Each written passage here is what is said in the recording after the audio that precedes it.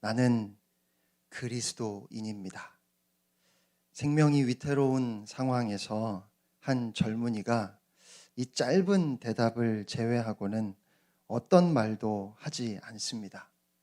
그를 고소한 사람들은 그가 믿음을 버리기를 기대하면서 그를 압박했습니다. 그러나 그는 똑같은 대답만 반복합니다. 나는 그리스도인입니다. 때는 마르쿠스 아우렐리우스 황제가 통치하던 2세기 중반이었습니다. 기독교를 믿는 것은 불법이었고 로마 제국 전역의 성도들은 붙잡혀 감옥에 갇히고 몹시 고문을 당하고 결국 순교하는 위협에 직면해 있었습니다. 특별히 비엔나의 집사였던 상투스가 체포되어서 재판에 넘겨졌던 남유럽에서 교회는 극심한 박해를 받고 있었습니다. 상투스는 계속해서 그의 믿음을 부인하라고 하는 위협을 당했습니다. 그러나 그의 신앙은 꺾이지 않았습니다. 고대 교회사가였던 유세비우스에 따르면 상투스는 이름, 국적, 그가 살았던 도시, 그는 자유인인지 노예인지도 대답하지 않고 그저 모든 질문에 오로지 로마어로 나는 그리스도인입니다 라고만 확고하게 대답했다고 합니다. 결국 그가 다른 말을 할 가능성이 전혀 보이지 않자 그에게 심한 고문을 가하고 원형 경기장에서 공개 처형하라고 하는 선고가 내려졌습니다. 그가 처형되던 날 수많은 사람들이 그를 집중적으로 비난했고 그는 야수들에게 내맡겨졌으며 뜨겁게 달구어진 쇠의자에 결박당했습니다. 그를 고발하던 자들은 심한 고문에 혹시 그가 무너지지 않을까 끝까지 상투스를 주목해 보았지만 사람들은 상투스가 처음부터 고백했던 그 짧은 신앙 고백, 나는 그리스도인입니다 라는 말을 제외하고는 어떤 말도 듣지 못했습니다. 상투스의 모든 정체성은 오직 그리스도 예수 안에 있었습니다. 그러므로 그가 받은 모든 질문에 그보다 더 나은 대답이 있을 수 없었습니다. 그는 그리스도인이었습니다. 초기 교회의 수많은 성도들은 이 상투스와 동일한 고백을 가지고 있었습니다. 그들은 그 고백으로 증인의 삶을 불태웠으며 자신의 믿음을 강화했고 상대적으로 그들을 핍박했던 대적들을 당황하게 만들었습니다. 성도들은 체포당했을 때 상투스가 보여준 것과 똑같이 오직 예수 그리스도를 향한 자신의 신앙만을 간결하면서도 확고하게 고백했습니다.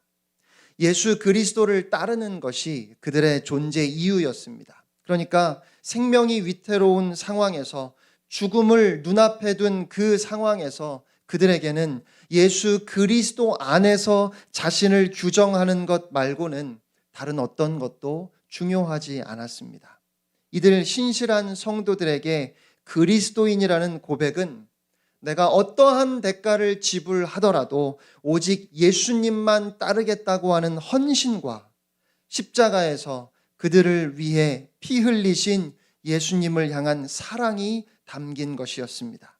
그 고백은 자신이 하나님 안에서 완전히 새롭게 태어났다는 사실을 증언하는 것이었지요. 결국 그리스도인이라는 말은 단순한 호칭이 아니라 이제 그들이 어떻게 살고 또한 궁극적으로 어떻게 죽을 것이라고 하는 그들의 정체성에 대한 완전히 새로운 사고방식이었습니다. 이렇게 초기 기독교 순교자들에게 그리스도인이 된다는 의미는 아주 명료하면서도 아주 강력한 것이었습니다. 그러면 오늘 우리에게 그리스도인이라고 하는 우리의 정체성은, 그리스도인이 된다고 하는 것은 과연 어떤 의미일까요? 우리도 그들과 똑같은 의미에서 우리 자신을 그리스도인이라고 생각하고 있을까요? 그리스도인이라고 하는 그 말은 똑같지만 그 고백에 담긴 의미와 무게는 초기 기독교 순교자들과 오늘 우리를 비교해 볼 때 너무 다른 것은 아닌지, 오늘 우리의 신앙이 성경적인 관점에서 그리스도인이 된다고 하는 진정한 의미에 턱없이 미치지 못하는 것은 아닌지 우리를 돌아보아야 할 것 같습니다. 그런데 예수 그리스도를 따르는 사람들을 교회가 시작된 이후 약 10년에서 15년이 지날 때까지 그리스도인이라고 그렇게 부르지 않았습니다. 그들은 제자들, 형제들, 신자들 혹은 성도들이라고 그렇게 불렸지요. 사도행전 11장을 보면 안디옥에서 제자들이 비로소 그리스도인이라고 불리게 되었습니다.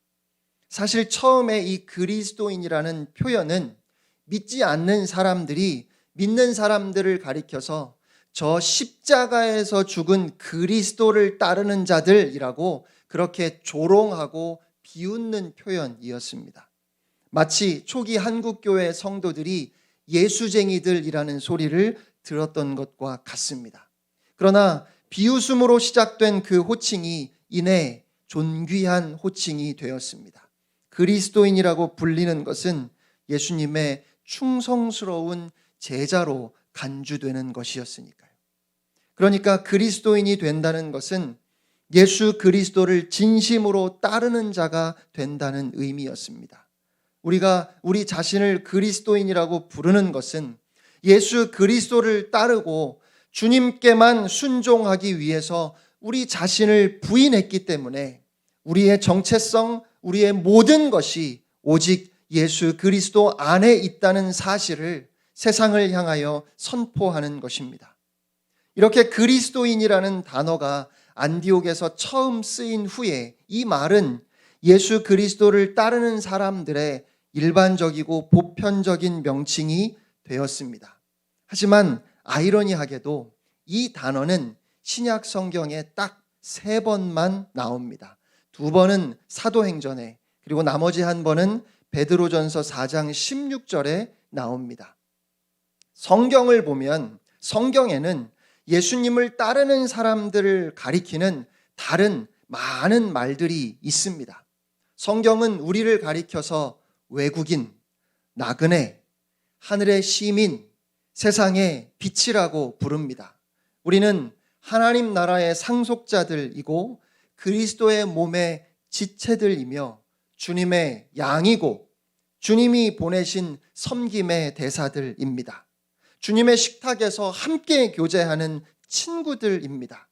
우리는 운동선수처럼 경주하도록, 또 군인들처럼 싸우도록, 포도나무이신 주님께 붙은 가지들처럼 그렇게 주 안에 거하도록, 갓난 아이들이 젖을 사모하듯 주의 말씀에 갈급하도록 부르심을 받은 사람들입니다. 이러한 다양한 은유들은 각각의 독특한 의미대로 그리스도인이 된다는 것이 무슨 의미인지 우리의 정체성을 이해하도록 도와줍니다. 그런데 이러한 모든 표현들 가운데 그 어떤 것보다 더 자주 성경에 등장하는 한 가지 은유가 있습니다. 이 단어는 예수님을 따른다는 것의 의미를 이해하는 데 있어서 그야말로 결정적인 은유입니다. 그것은 바로 노예라는 말입니다.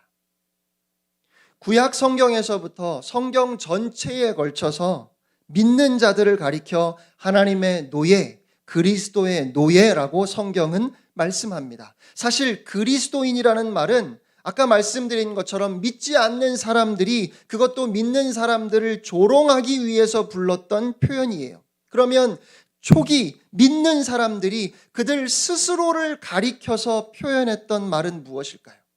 그들은 자신들을 가리켜서 우리는 그리스도의 노예라고 그렇게 말했습니다. 그러니까 초기 성도들에게 그리스도인이라는 말과 그리스도의 노예라는 말은 동의어였어요.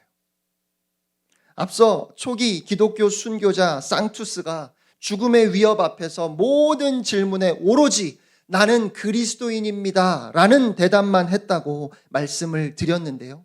마찬가지로 로마에 붙잡혀 투옥되어 고문을 받았던 또 다른 젊은 순교자 아피아누스는 그 모든 재판 과정 내내 오직 나는 그리스도의 노예입니다 라고만 대답했다고 합니다. 그도 결국 사형 선고를 받고 바닷물에 수장되었는데 그는 조금도 흔들림이 없이 자신은 그리스도의 노예라고 하는 주님을 향한 충절을 지켰습니다. 성경은 믿는 자들에게 그리스도께 온전히 복종하라고 명령하고 있는데 이것은 고용된 종이나 노동자가 아니라 온전히 그리스도의 소유된 사람들로서 행하라는 말씀입니다. 예수 그리스도는 우리의 주인이십니다. 이것은 우리가 주님을 향해 주님, 주님 이렇게 부를 때마다 우리가 인정하는 사실이지요. 우리는 오직 주님께 겸손하게 온 마음을 다해 순종하고 영광을 돌리기 위해 부르심을 입은 그리스도의 노예들입니다. 그런데 오늘 교회에서 이 노예라는 말이 참 어색해요. 아니, 정확히 말하면 노예라는 말이 사라졌습니다.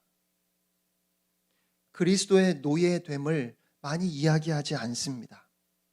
오히려 우리가 많이 말하는 단어는 성공, 건강, 부, 번영, 행복입니다. 심지어 우리는 종종 하나님께서는 무조건 사람들을 사랑하시고 사람들이 모두 자신이 원하는 대로 살기를 바라신다고 말하기도 합니다. 그러니까 하나님은 우리의 모든 욕망을 이루어 주시는 분입니다. 개인적인 야망, 성취, 개인적인 만족 이런 단어들이 복음적인 기독교 용어가 되어버렸고 예수 그리스도와 인격적인 관계를 맺는다는 의미의 일부분이 되어버렸습니다. 하지만 그러한 메시지는 죄인들이 그리스도께 복종하도록 부르심을 받았다고 하는 성경적인 복음에 비추어 보면 정확하게 정반대의 내용을 담고 있는 것입니다. 그러한 메시지는 예수님이 우리의 모든 소원을 이루어 주시기 위해서 우리와 함께 계시는 거예요. 그래서 교회를 출석하는 교인들 대부분이 예수님을 개인적인 조력자나 훈련자로 생각하면서 자신들이 요구하는 대로 자신들의 명령을 기꺼이 수행하면서 나의 만족, 나의 행복을 추구하는 그런 나를 도와주는 구원자로 예수님을 생각하고 있습니다. 하지만 믿는 자들과 그리스도와의 관계를 성경은 정반대로 가르칩니다. 예수 그리스도는 주인이십니다. 우리는 그분의 소유입니다. 주님은 왕이시고 우리는 그분의 노예입니다. 성경에 따르면 믿는 자들이 예수 그리스도와 맺는 관계는 주종 관계입니다. 그런데 우리가 그러한 우리의 정체성을 잃어버렸습니다. 왜 그렇게 되었을까요? 이유는 아주 간단합니다. 거의 모든 영어 번역 성경에서 노예라고 하는 말이 사라져버렸기 때문입니다.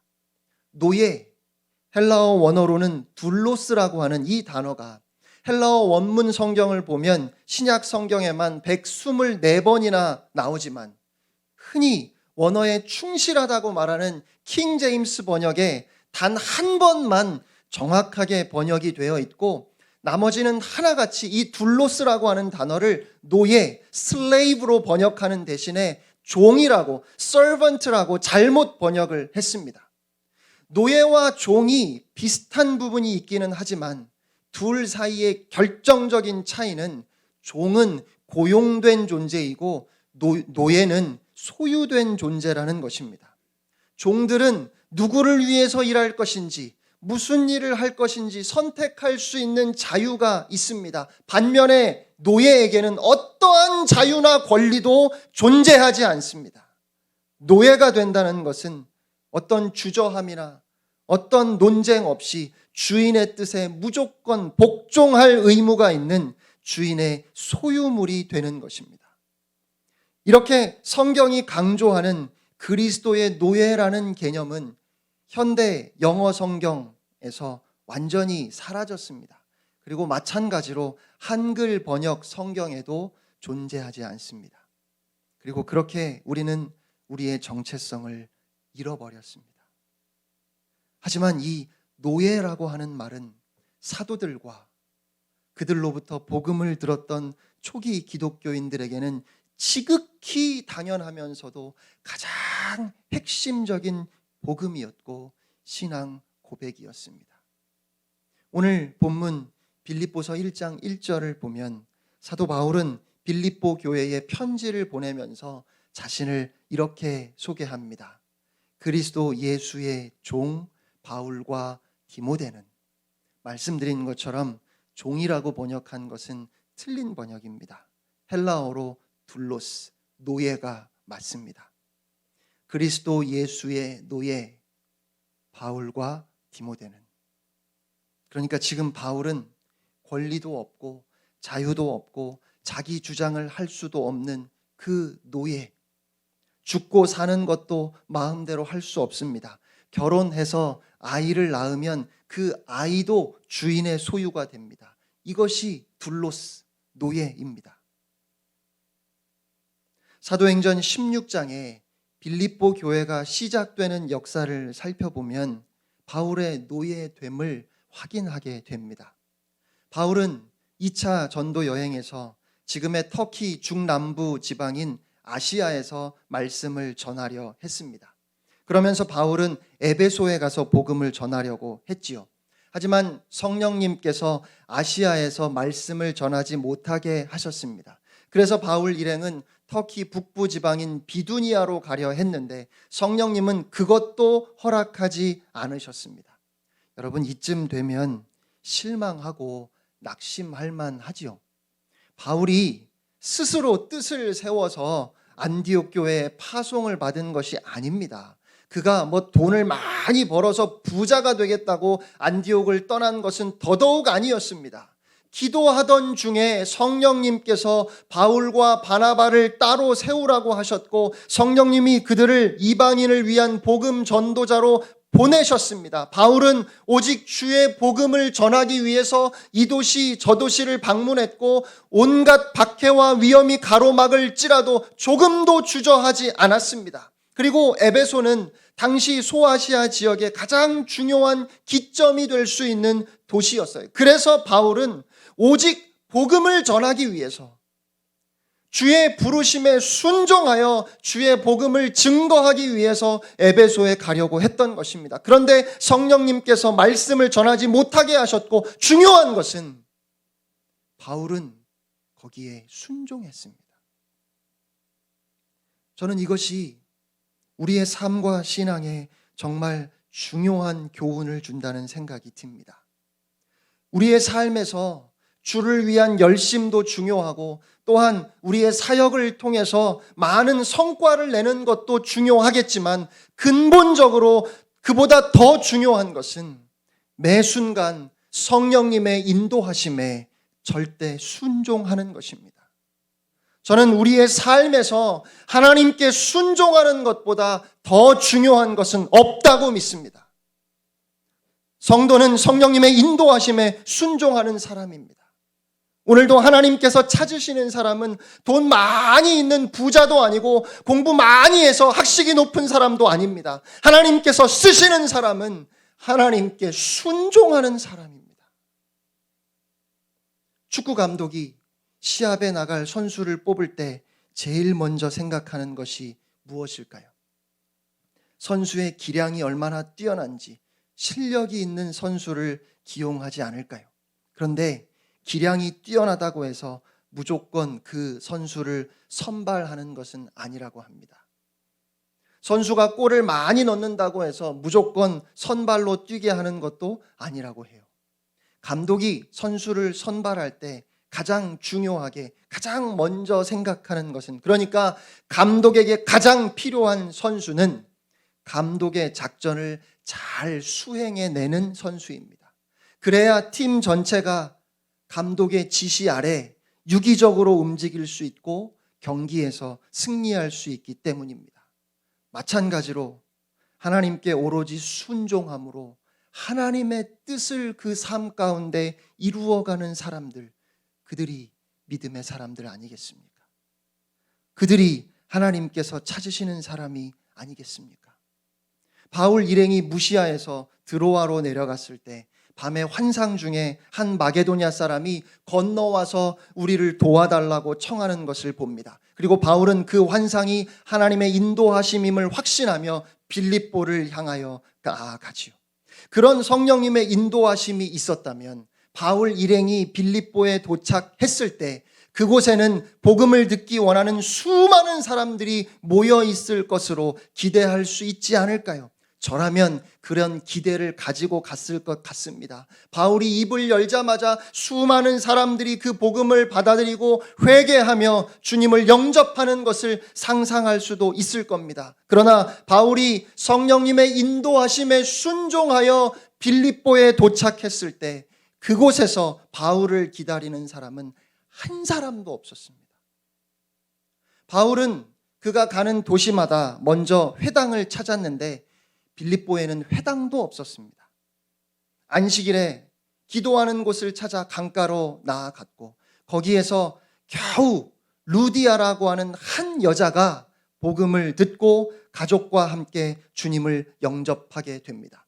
그리고 바울 일행이 길을 가는데 한 귀신 들린 여종이 바울을 보고 이렇게 말하지요. 이 사람들은 지극히 높은 하나님의 종으로서 구원의 길을 너희에게 전하는 자라. 너무 정확한 말 아닙니까? 그런데 저는 이 말이 별로 효과는 없었을 것 같아요. 제가 어렸을 때 동네에 술에 취하면 할렐루야 뭐 이러고 동네 떠나가라 소리를 지르시는 아저씨가 계셨어요. 가끔은 찬송가도 아주 구성지게 부르셨거든요. 그런데 그 아저씨 때문에 과연 얼마나 많은 사람들이 복음을 받아들였을까요? 마찬가지로 귀신 들린 여종의 말 때문에 바울의 말에 귀 기울이는 사람이 있었겠습니까? 성경을 보면 그 여종이 며칠 동안이나 계속 그렇게 소리를 지르니까 참다 못한 바울이 돌아서서 귀신을 쫓아버렸다고 그렇게 기록되어 있습니다. 그러자 그 여종을 통해서 돈을 벌던 주인들이 바울과 신라를 붙잡아다 고발하지요. 그래서 바울과 신라는 심하게 매를 맞고 감옥에 갇히게 되었습니다. 오로지 성령님의 인도하심에 순종해서 빌립보에 왔는데 억울하게 매를 맞고 감옥에 갇혔습니다. 이만하면 회의가 생기지 않겠습니까? 내가 지금 뭘 하고 있는 것인지, 아니 주님은 도대체 뭘 하시는 건지 저 같으면 예수님께 따지고 싶었을 것 같습니다. 그런데 그렇게 감옥에 갇힌 바울과 신라는 기도하고 하나님을 찬송합니다. 도대체 어떻게 그럴 수 있을까요? 그럴 수 있습니다.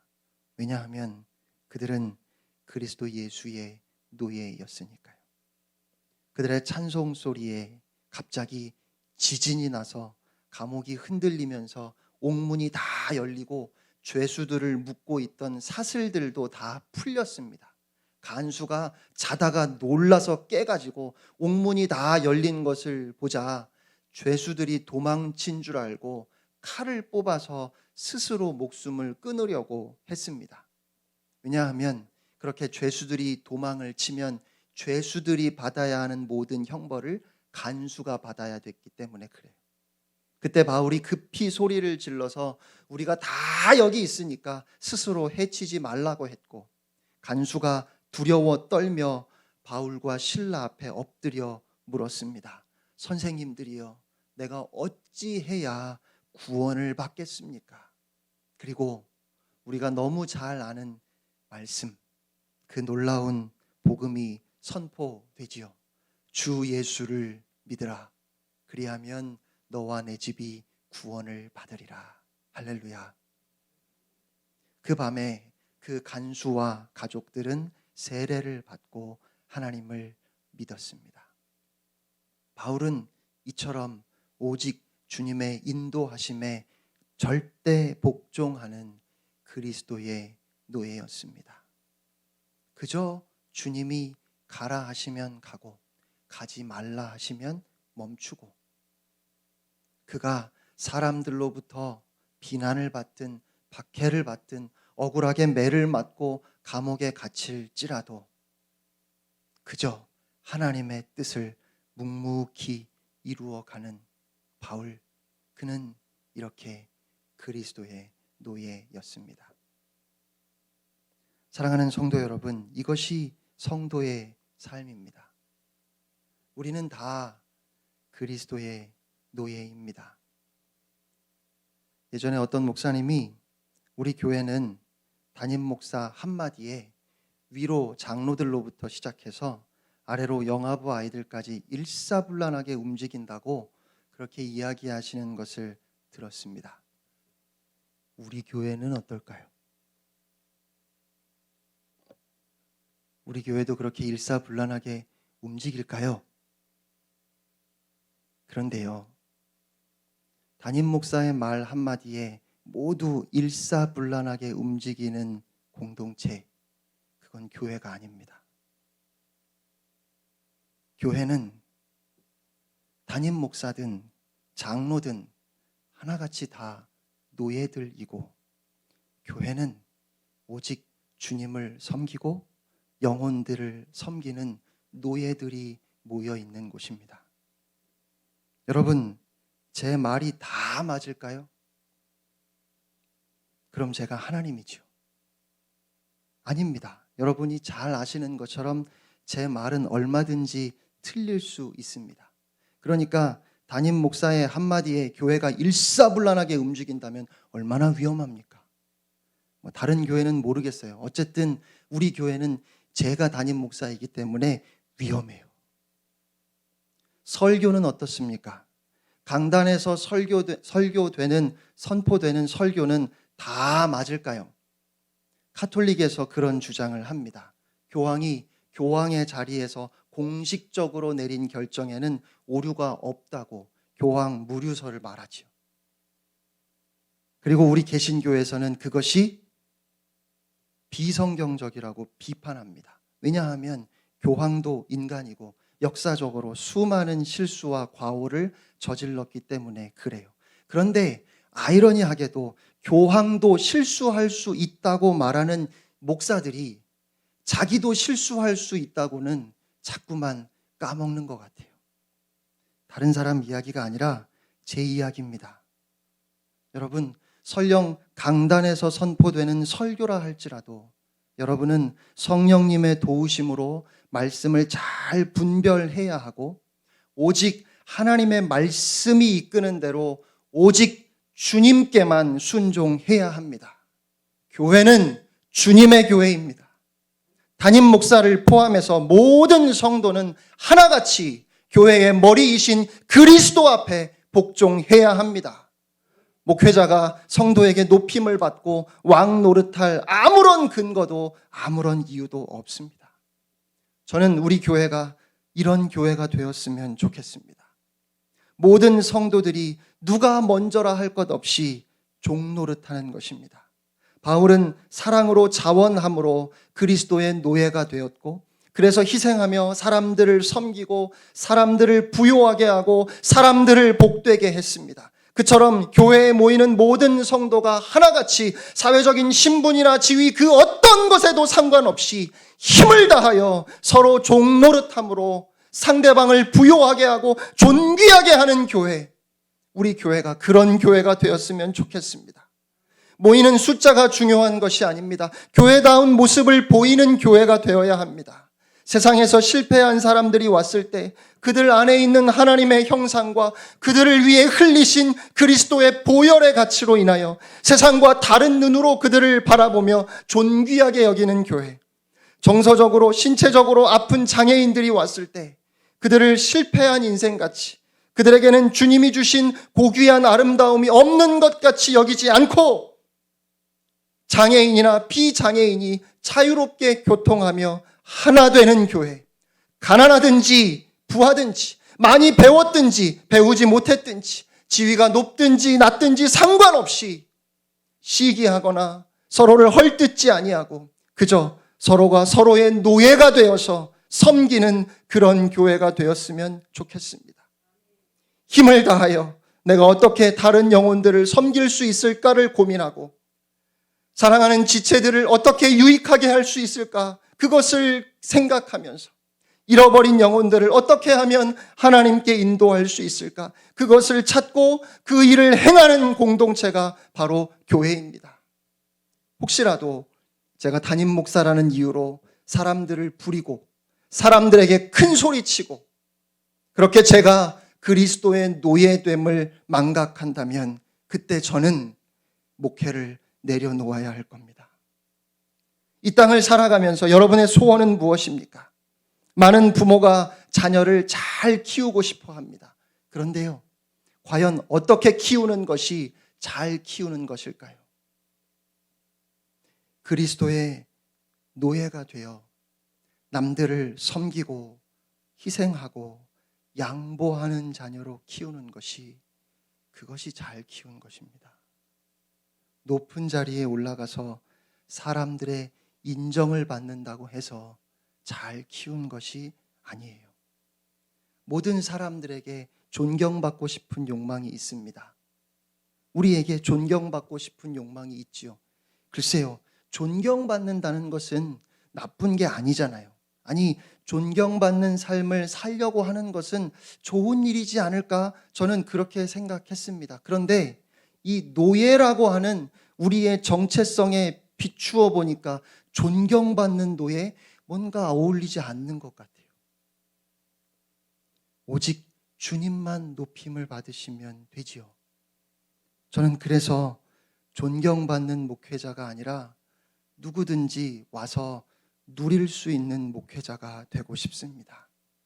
여러분이 찾아와서 마음껏 저를 쓰고 저를 누릴 수 있는 그런 목사가 되어서 그래서 여러분이 세상에서 하나님의 뜻을 이루며 살아낼 수 있는 힘과 용기를 조금이나마 얻을 수 있다면 그러면 좋겠습니다. 저는 여러 서신서에서 바울이 자신을 그리스도 예수의 노예라고 소개하는 것을 참 특별한 표현이라고 생각했었습니다. 무슨 말이냐면 그래도 바울이니까 바울 정도 돼야 주의 종이지요. 저는 감히 제가 주의 종이라고 그렇게 말하는 것도 자신이 없었습니다. 그런데 바울은 그런 특별한 의미로 자신을 그리스도 예수의 노예라고 소개하는 것이 전혀 아니에요. 또 이 편지를 받아보는 빌립보 성도들에게 그리스도 예수의 노예 바울이라는 이 표현이 전혀 특별하지 않게 들렸다는 것입니다. 왜냐하면 그들은 모두 다 당연히 스스로를 그리스도의 노예라고 생각하고 있었으니까요. 그리스도 예수의 노예, 그것은 믿는 자들의 지극히 당연한 정체성이었고 아주 자연스러운 고백이었습니다. 나는 그리스도의 노예입니다. 그들이 그리스도의 노예가 된 것, 그것이 복음이었습니다. 여러분, 분명하게 아셔야 합니다. 인간에게 완전한 자유는 존재하지 않습니다. 우리는 자유와 복종 중에 하나를 선택하는 것이 아닙니다. 죄악을 섬길지 아니면 하나님을 섬길지 선택해야 합니다. 죄의 노예로 살아갈지 아니면 그리스도의 노예로 살아갈지 그것을 선택해야 하는 것입니다. 그것이 복음의 부르심입니다. 노예에게 있어서 주인이 어떤 사람인가가 그의 삶과 죽음까지도 결정하는 가장 결정적이고 큰 요소인데 우리 주님이 선하시고 인자하시고 자비로우신 주님이 우리를 사랑하셔서 그 생명도 아끼지 아니하시는 주님이 우리의 주인이 되신다는 것입니다. 그러니 복음 아닙니까? 우리가 그리스도의 소유된 노예로 부르심을 받은 것은 놀라운 복음입니다. 그러므로 이제 우리는 나는 그리스도 예수의 노예입니다 라는 이 고백을 가지고 살아가야 합니다. 참된 기독교 신앙은 예수님을 내 삶에 더하는 것이 아닙니다. 내가 주님의 뜻에 온전히 복종하고 다른 무엇보다 주님을 기쁘시게 하는 삶을 추구하며 오직 주님께 온전히 나의 모든 것을 내어드려 헌신하는 것, 그것이 믿음입니다. 성경은 자신을 죽이고 어떠한 대가를 치르더라도 주인을 뒤따르라고 우리에게 요구합니다. 그런데 노예라고 하는 이 결정적인 단어를 우리가 잃어버렸습니다. 그리고 저는 이 노예라는 말이 우리의 모든 것을 무기력하고 감동이 없는 우리의 이 신앙 생활을 송두리째 바꾸어 놓을 결정적인 하나의 단어라고 믿습니다. 사랑하는 성도 여러분, 그리스도인이 된다는 것은 그리스도의 노예가 되는 것입니다. 우리는 그리스도께서 값을 치르고 사신 사람들입니다. 우리는 그리스도의 소유입니다. 그리스도의 노예가 된 우리의 정체성을 바르게 이해할 때 비로소 우리의 삶이 달라질 것입니다. 노예라는 단어 앞에서 우리의 생각과 행동은 완전히 달라질 수밖에 없지요. 빌립보서 강해를 시작하면서 원래는 빌립보서 전체를 한 12주만 설교해야지, 너무 지루하게 한 말씀 한 말씀 하지 말고 좀 중요한 주제들을 뽑아서 그렇게 설교하려고 했는데 1장 1절도 못 끝내고 이번 주일 설교가 마쳤어요. 그런데 이 노예라고 하는 단어가 그만큼 저에게 크게 다가왔습니다. 여러분, 깊이 이 단어를 묵상하시기를 바랍니다. 노예라고 하는 이 결정적인 단어를 절대로 잊지 마시기를 바랍니다. 오늘 사도 바울의 고백을 잊지 않는 여러분 되시기를 바랍니다. 바울은 이렇게 고백합니다. 나는 그리스도 예수의 노예이고 예수 그리스도 때문에 여러분의 노예입니다. 일평생 이 고백이 너무도 당연한 우리 모두의 고백이 될 수 있기를 간절히 소망합니다. 우리 함께 찬양하겠습니다.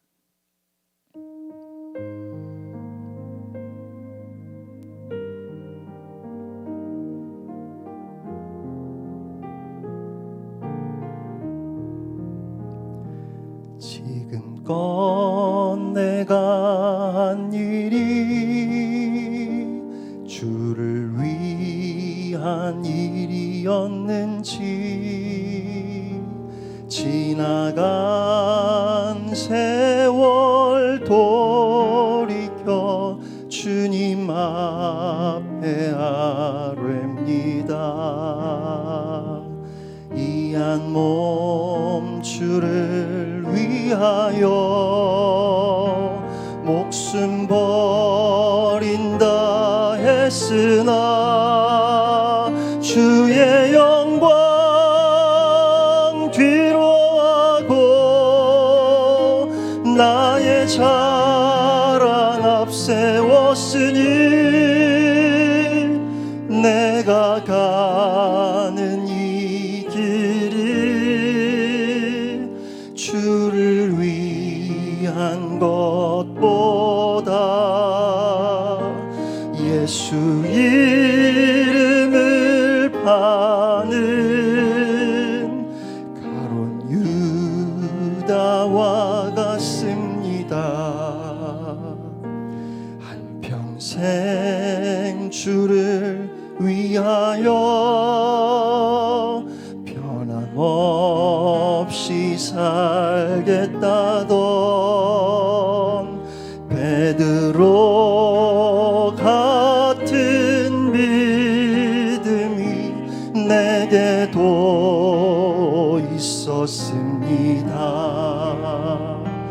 그러나 지금 내 마음속에 허영과 교만만 있고 주님 지신 십자가는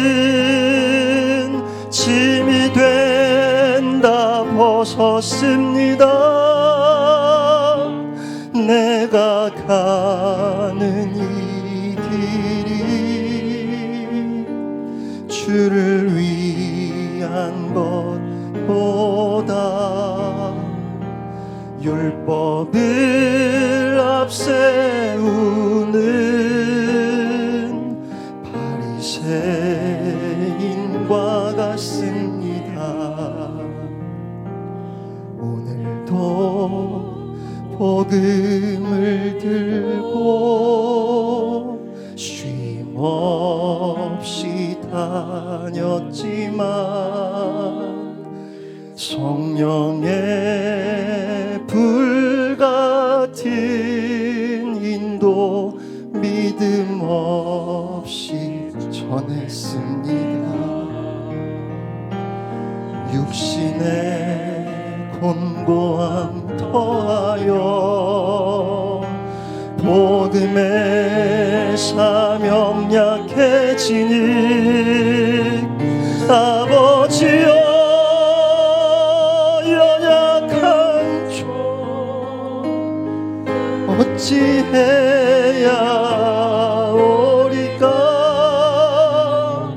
내가 가는 이 길이 영광의 길이라며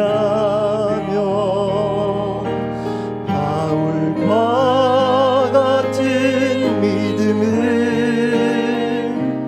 내게도 허락하소서. 바울과 같은 믿음을, 바울과 같은 믿음을 내게도 허락하소서.